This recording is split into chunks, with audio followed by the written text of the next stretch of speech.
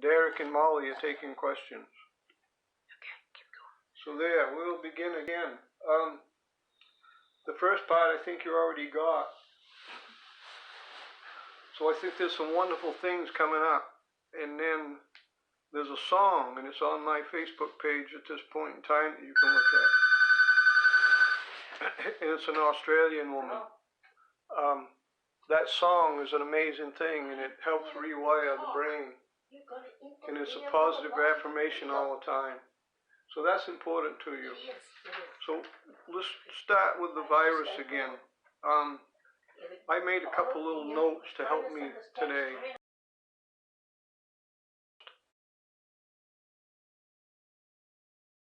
So I wouldn't get myself lost, which I can do. I've heard the question, where did it come from and why and how? That's not even relevant to us anymore. It means nothing. And if you find out some of those things, then we begin to point fingers, and that doesn't work. The reality is, it's here, and that's what we have to deal with, and that's what is. If we think about this a bit, we gotta begin to think of our language as a dualistic language all around the world, and we're using the words left and right and up and down, good and bad. However, if you see things just the way they are, you don't add or you don't take away, you see exactly what is, then we'll find a real way to deal with it. So that's step one. Let's say in this world somebody mentioned forgiveness. Forgiveness frees you from all things, especially if we need to forgive ourselves. And forgiveness may be hard. And so, however, if you practice forgiveness, what you find is you become smiling and happy, even if it takes steps.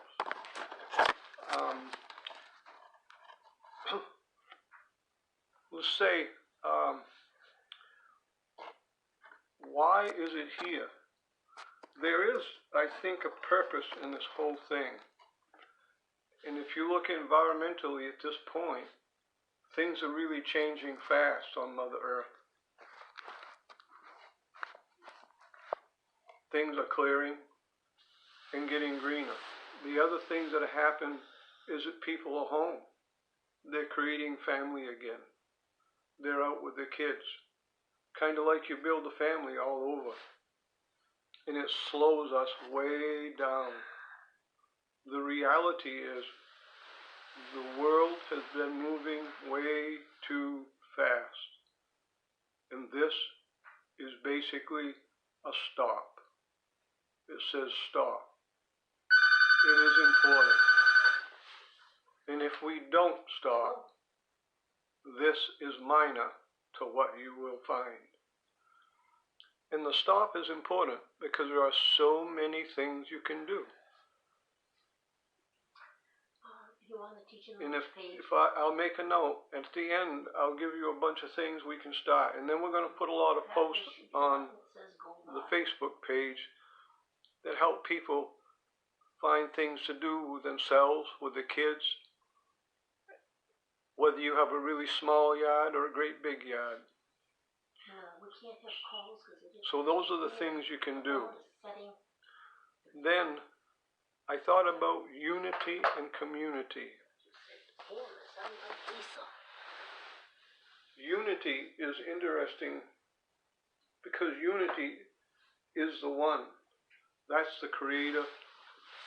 You can, whatever word you want to use for God, creator, love, Usan, there's all kinds of names. That's unity. If you close your eyes and then you can take either hand, your hot hand, and then wherever your finger lies, call that your sacred heart, the center of your soul. That's where the Creator sits. That's where we're supposed to move from. A lady said to me this morning that she felt from her heart that there was something she needed to do and in exchange, which was really amazing to me. But it's from the heart. Here, this is my director. This is my facilitator. When I reverse these two, I have great dilemmas. Trust me, the mud gets really deep and murky. The director, the facilitator. The mind is an amazing facilitator. And so in life, that's important to us. It's like go to the heart. Ask the questions. What does it feel like? What do I need to do? So let's start with back into unity. The thing about the virus that you already know is we need to be still. We need to be not tangled up in public because it grows so fast and the thing can take quantum leaps. However, if we're home, we begin to build quiet again. You find peace. You settle. Things begin to grow. Life begins to shift. And perhaps this is a golden opportunity for the whole human race to grow. To grow and figure out what we really, really need. And in the end, I have always found that I needed very little. I can convince myself, and I do believe most everybody can, if we're honest, that you have a lot of needs. However, there is only one moment in time, and that is always now. The past does not exist. It is nothing more than a tool to help you. The future is not here. We are now creating a future by what we do in this moment. So each moment grows. So we might want to think about our future. How do you have a future when we're moving so fast that we're thinking always about tomorrow? Where do we leave any room to grow anything real? It becomes a struggle. The earth has been crying for a long time. And so this turns into a golden opportunity to shift life in a whole new dimension. And we can do it. So if we move to community, what this is really about, and Molly and John and then others have joined in here with me, it's about connecting hand in hand, heart in heart, and we want to connect the entire world. It's like, here's my left and here's my right, and there's somebody holding on in spirit. I don't need to see them, they're there. We don't need language, we need love. All over the entire world, without exception. That is a huge community. And then when we begin to bring it down to home, home is a community by itself, whether it's just a man and wife or it's a family. Well, then if you step that out, you build small communities around where you live. And people help take care of people. Life becomes different. And when someone has needs, communities come together and fill the needs. And there's always time.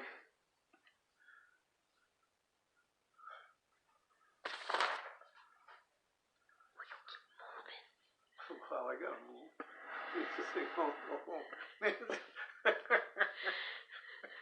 Nancy's like a film director. She's sliding the phone forward and back to it because I don't sit still. But anyway, so and if you have questions along the way, I think Molly or Derek will find them. So community is so important to us. So you have your people community.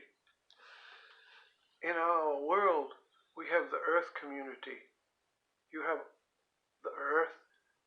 You have the four-legged. You have the winged. You have the fish in the sea. You have them that crawl. You have the stars in the sky, the sun and the moon. It's tremendous. We need to get to know it again. So when you rise in the morning, greet the daybreak star with all your heart and soul and bless the virus. Don't curse it. The minute you point your finger at it, you're empowering it with negative energy. If you want to take anything and bring balance, when you give somebody attention, they run away with you. If you're going to change something, you take attention away. That brings change. It doesn't mean you do not acknowledge we have a problem. We do. And we make conscious decisions as to what to do. And at this point in time, you know what I miss the most? Getting together with people. It's been a blissful thing in my whole life. And here we are. It's just Nancy and I. I haven't even walked across the yard to step into April's house. And it's okay. We need to be there for a little while. It's important to us. Look at the other end and look at the children. We always say, in order to create real change, we look ahead 7 generations.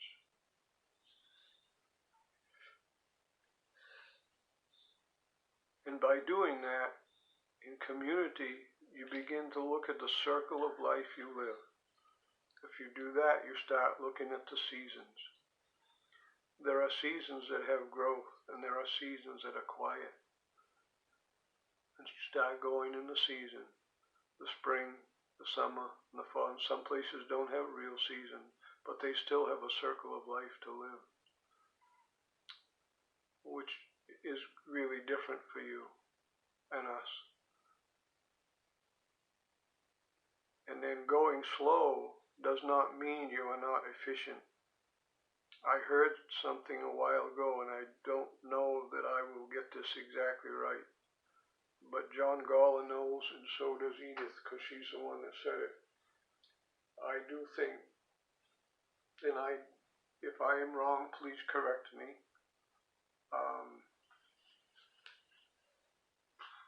She said, efficient is slow.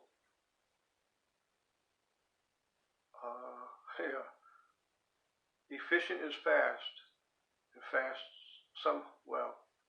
I need help, John. You'll have to put it in a message so we can put it out there. What it basically says is don't run. The conscious breath will quiet you down. If you do that every single day and you need to get things done, you will get far more done with a conscious breath than you will any other way. And that little statement Edith made is worth thinking about. And that little song is on the Facebook page. I'll read it off to you. I've been working to memorize it. It says, every little cell in my body is happy. Every little cell in my body is well. Every little cell in my body is happy. Every little cell in my body is well. I am so glad. Every little cell in my body is happy and well. And you repeat it over and over and over. It's really amazing. And it's really helpful. And then you come to love, to live, and to forgive. The virus does have a core. And if we start right there, forgive the whole thing and let go. That becomes surrender. When you surrender, we go here and say, thank you, I bow to you. That is not weakness. That is the entire power of the universe piled into me. When I am trying to surrender, I am immovable, undefeatable, period. Surrender has nothing to do with giving up. It's giving over. It's so important. Surrender and you go here. Here you have strength. That's the power of the universe flowing through us. Talk louder. And that's from Molly. Slow is smooth, and smooth is fast. Oh, Molly said slow is smooth, and smooth is fast. So there, we got that. Wow, I don't know if I can talk louder. My voice doesn't work good that way. We'll have to find another way to do this if we can. So you can use surrender. Surrender is something you think about. Surrender is moving totally into the heart. Here's something that surrender does for you. And the world thinks about this a lot. It thinks about the stillness. The stillness is no mind at all. Zero. No thought. Enlightenment. Oneness. There's another word that I've heard. Realization. The reality is you can't become who you already are. You're already one with God. You can't change that because you can't separate. We need to acknowledge who we really are. And so from there, that allows you to embrace the virus. So if you take and drew a picture and you have a little core, a center to the virus, a hurricane has an eye. The eye is the center of the storm. If you're going to change a hurricane, you go to the eye and you love it. You then are in command. We changed a hurricane when building my daughter's house. The roof was wide open. It was all insulated, and we were boarding in. The hurricane went by us. It did not rain one drop. So there are some things you can do there. To live is to live by the heart. And to live life. Live it. Learn to be free. Learn to be who you are. The question is, who are you? What do you love? What makes you rise out of bed in the morning and fly? It's more than just work. Work doesn't take over life. And then to love. Love is unconditional. You don't love conditionally, you love unconditionally. If you have an enemy and you ever want to change it, love them. You love your enemy to death. It will change. It messes up their mind and they don't know what to do.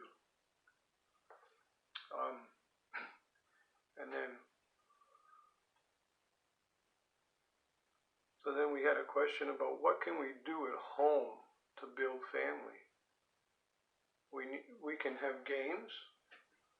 We were thinking about some posts we could put up. We did it once when I was really, really little. We used to hang a little tin can on the end of a maple limb. We just snip the end, hang the can, and we would drink the sap. And then Chris and the Sharonap, if it's Kobayashi, had put it out on, I'm not sure it's a Facebook website, and I don't know if they're there, but I'll find that connection and look it up, and they're putting up some things you can do. And we'll just put things up too. So some things you can do. This is spring. Something I bet you have never done is watched a bud on a tree completely unfold. The leaf is complete already in the bud, wrapped neatly. You can watch the flower bloom. You can look at the grass. You can check all the creepy crawlies. If you have kids, they'll get excited. You have a computer, it will teach you all about what you're looking at. If you go around the whole yard, you look at your trees, you see who they are. Those are some simple things you can begin to do. It changes life.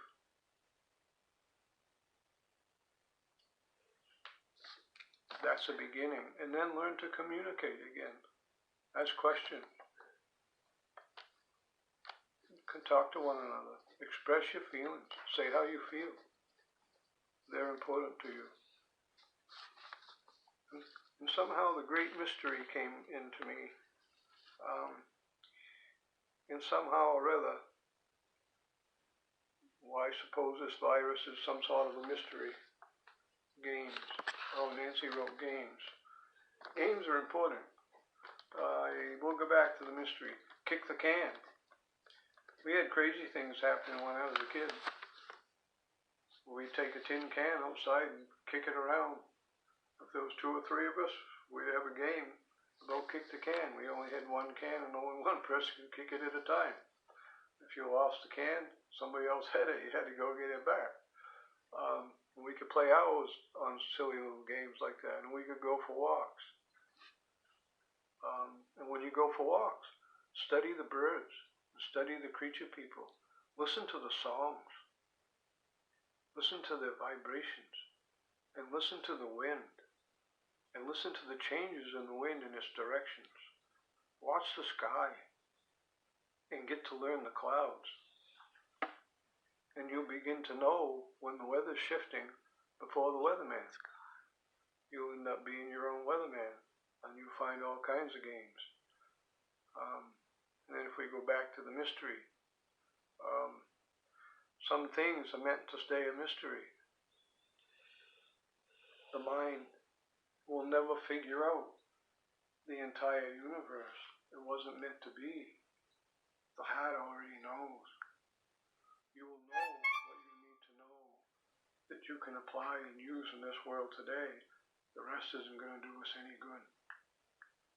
So the where and the how and all this came about with this virus isn't important to us right now. It's what we do with it. Anger won't heal it. Love will heal it. Embracing will heal it. Basically, if you put it in your hand this way and you hold it up, and it's like you're loving it. It may sound weird and crazy, but it works. It will only get smaller, and if we can make this circle connect the whole earth, it can do nothing but grow. Empowering people to empower themselves.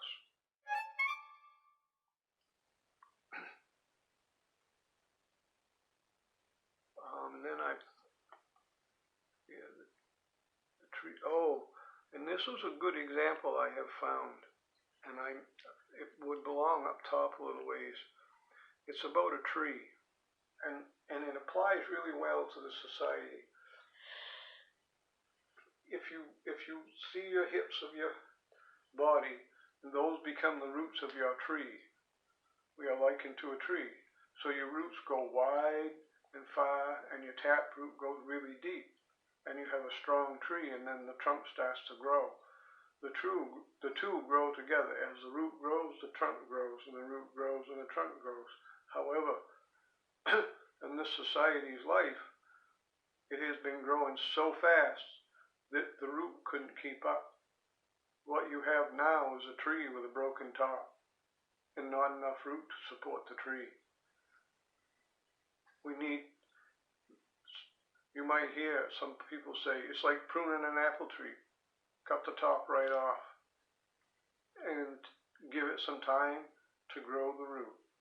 And so the stillness and the space that we're in right now is we're regrowing the root of our own tree. Think about the little games we can do with the kids. We're regrowing the roots of our own tree. And draw pictures of a tree and put yourself in the tree.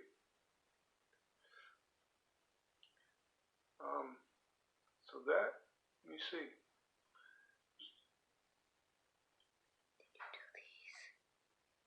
What are you pointing at?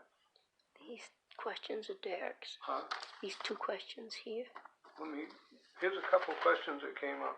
Let me see if I can.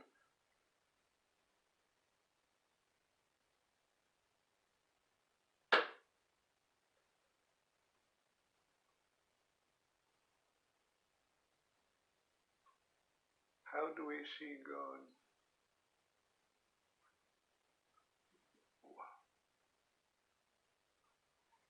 I can't read that. Okay, forget it. Can you read it to me? Let me try binoculars. Here. It's forgiveness. How do we forgive the people who have made this situation, this virus, worse? For those who have taken all of the food, the mask, Oh, okay. stuff like that. How do we So see God? that one is back to forgiveness. You have to remember, we are accountable for our actions and the reactions they cause. That's the law of attraction. And no matter what others do, they do. You find somewhere in your heart to forgive. Because the minute you start pointing your finger, you have to go look at yourself.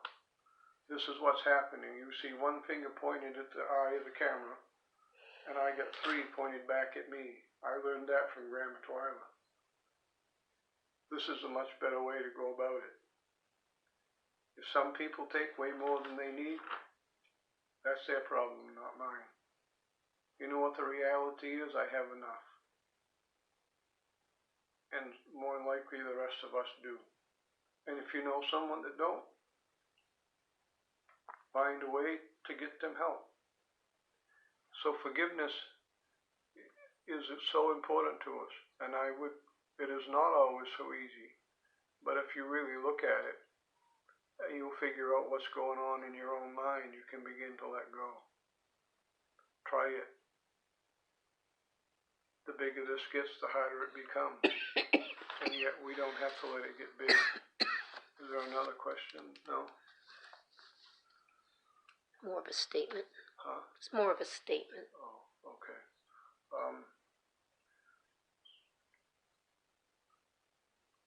So in an energy place,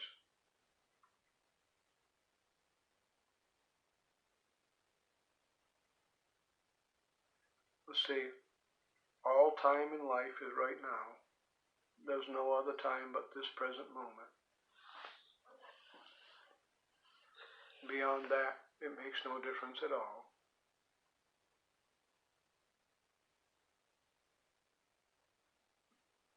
When things aren't working, it's not someone else's problem, it's mine. It's about what I do about it. And which transfers to everybody else. Attraction is a beautiful word, and I don't think the world quite understands it. It was never meant to pile up great big pockets and wealth and all of that baloney. This case here, with the virus, all the money on earth won't buy your health back all your life. So it isn't going to do anybody any good. It's about sharing with people. So if you think about all of this, when it comes to money, it's either cheap paper or soft metal coins that really are worthless. Basically, the only value it had and has at this moment is what we give it, which is nothing more than a belief system. And attraction, you can be sure, works. If you say, I am this or I am that, you slowly become it. It's like, be careful when you say, I am this or I am that. It doesn't work out well. When I said we are responsible for our actions and the reactions they cause, beware of what we do and think it over. So attraction works in 2 ways. But what I always have thought, and worked well for us, is I call it the law of thirds. 1/3 is for the human race. 1/3 is for all the creature people that inhabit this earth. And 1/3 is for God to distribute the way she sees fit. If you stick with that, there is more than enough, and it will work out.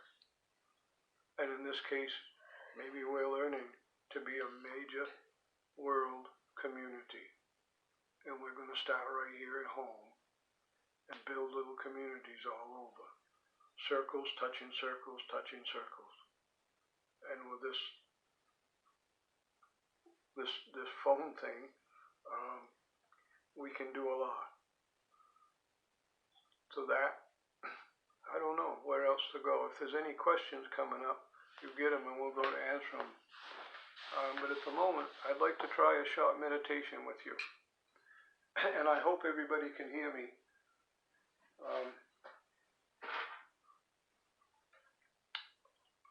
I was thinking of a grounding meditation, and Molly's done some really amazing pictures of that. So if you might, everybody out there, if you might close your eyes, and if you're not comfortable, leave your eyes open. Follow the breath in and the breath out. Think about this. The breath in is a gift of life to you. What you breathe in, the tree people and all of the green upon this earth breathe out. Molly's 930. Okay. And what they breathe out, you breathe in. There's an intimate, symbiotic relationship between all of us. We are a part of the web of life. Every strand that we break affects us and everything else. So as you focus on the breath in and the breath out, remember the gift of life to you, and your breath out is your gift back to life. So as you breathe, create a picture in your mind of this virus shrinking, slowly shrinking away and turning to pure light until it completely dissolves and is gone. And just keep breathing, the breath in and the breath out. The breath in and the breath out. And as you breathe, somewhere in your mind's eye, in your own imagination, from your hips down, begin to create roots. One root is a tap root, and it goes straight deep into this earth. All of the other roots are lateral roots, which reach out far and wide and connect. They intertwine with all of the other people in the land that they touch, over the rocks and through the dirt and the water. And there's an intimate communication system in that root base. You send those roots out far and wide. And as you do with your breath, you begin to breathe up the life force of the great cosmic mother as she sources up through the roots, up into the small base of a trunk. And as that energy is breathed up, you begin to watch the trunk of your tree grow. And you can watch that tree begin to grow with every breath, as it grows taller and taller and taller, way high into the sky. And when that tree trunk reaches high, you begin to move limbs. Your arms become the limbs. And now the top of your crown becomes a tassel of the tree.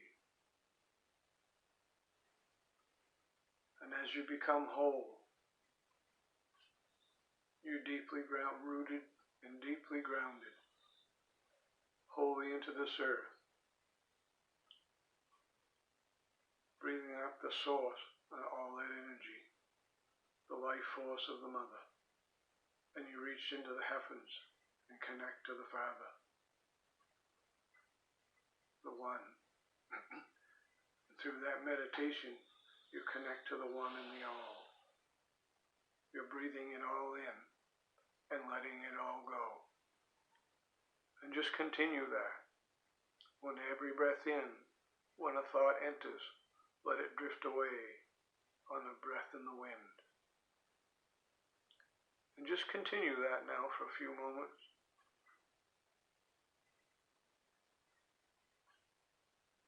I'll pick you up and we'll return.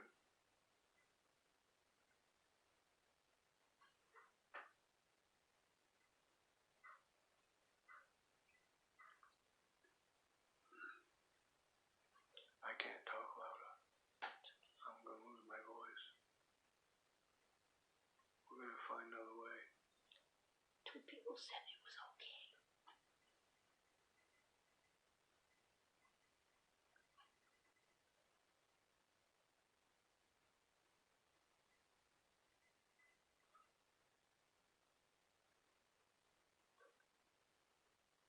So why don't we follow our breath again?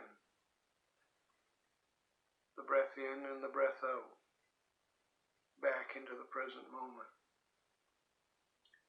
And as you enter the present moment, if you had your eyes closed, open your eyes. And then, if you want to see a tree, Molly's got a picture of a tree, and I believe it's on the website page. And if it isn't, we'll put it there tomorrow, so that you can see a picture of the great tree of life, which you breathe in and out. Not quite sure where to move on to tonight.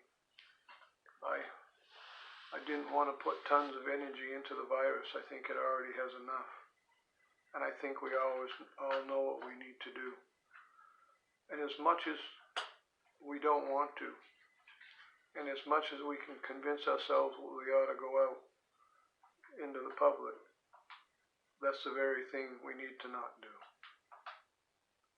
This does have a purpose, and we can shorten that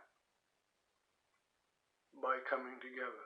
So before I close right now to answer any questions, Molly, I would like you to all, do you have questions for Ray? somewhere in here, Okay, I'm going to pass reach you out the phone in a minute.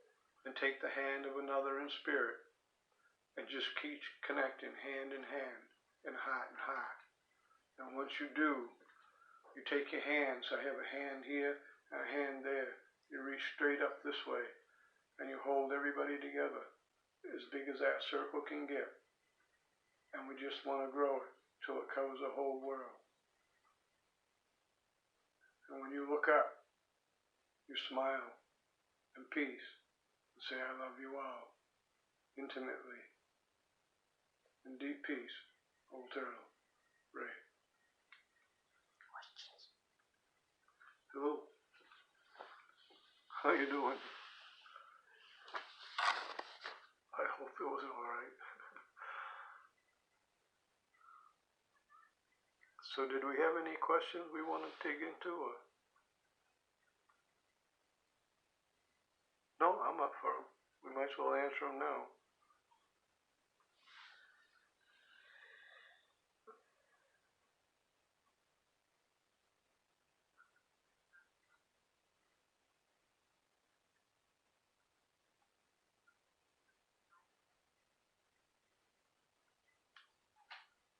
To the light? Yep. Let me answer that one first. Is that little song on there from the Australian woman? Okay, so how can we shift our attention from the virus to light? The little song that the Australian woman sang. Every little cell in my body is happy. Every little cell in my body is well. I am so glad every little cell in my body is happy and well. Folks, that will bring more light and more power within you than you can imagine.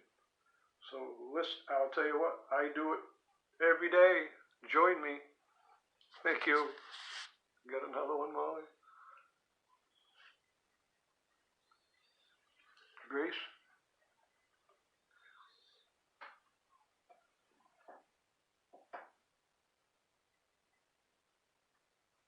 For Grace. So somebody mentioned a question about grace and nature. Grace is an intimate connection with a mother. Someone who nurtures you, who feeds you, who cares for you, who loves you. And grace is always also kindness. Talk to this. Oh, I was talking to the wrong thing. You guys, y'all look at. So grace is about kindness. It's about love. It's about forgiveness. And it's about nurturing. The earth is a mother figure. The great cosmic mother. Think about this. Make a mental note And then how about we all make some notes on a piece of paper about all of the things the earth give us and say thank you. The kids can help. All kids can say, think about what the earth gives us. Because when you think about it, there is not one thing in existence that does not come from this earth. That's a whole lot of grace. Okay. Polly.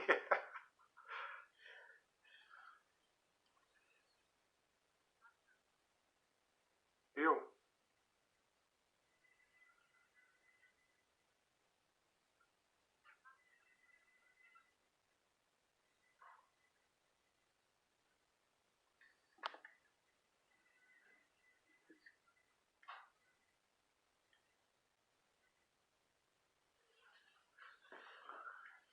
Yeah, that's fun. So we're talking about the eye of a tornado or the eye of a hurricane or also the eye of this virus. There's a center to everything.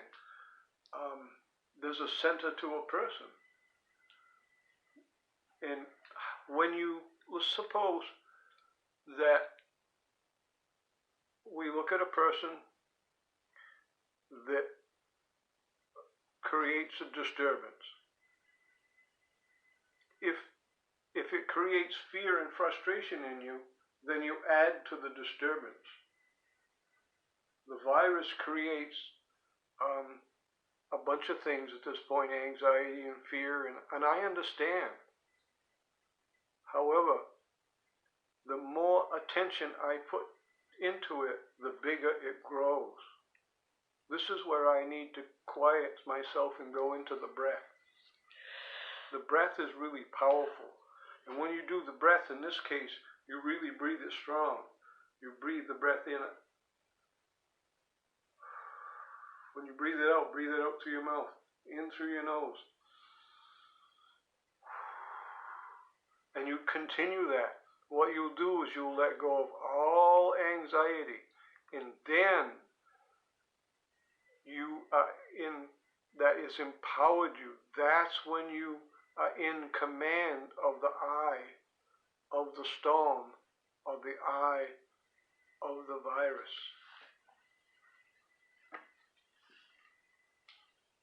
If that's not quite okay, you holler at me and we'll get it to it is okay. There, Molly, I think I got it.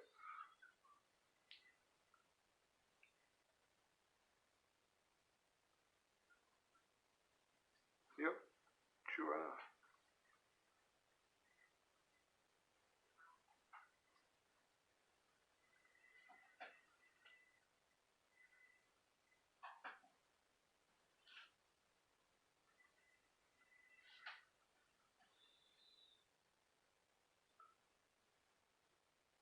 Wow. If I'm home, if you're home, if you're home and you're in an abusive relationship, call for help and find a way out. That's important. When it comes to all of the people that are dying around the earth, I admit that it creates sadness. Somehow, some way, we need to find inside us the strength to say a prayer of grace and kindness for all those that are leaving. And then move to the living and continue with the grace and kindness. And again, if it's an abusive relationship, because we're home and there are phones you can get to, call for help and don't take no for an answer. There, Malia.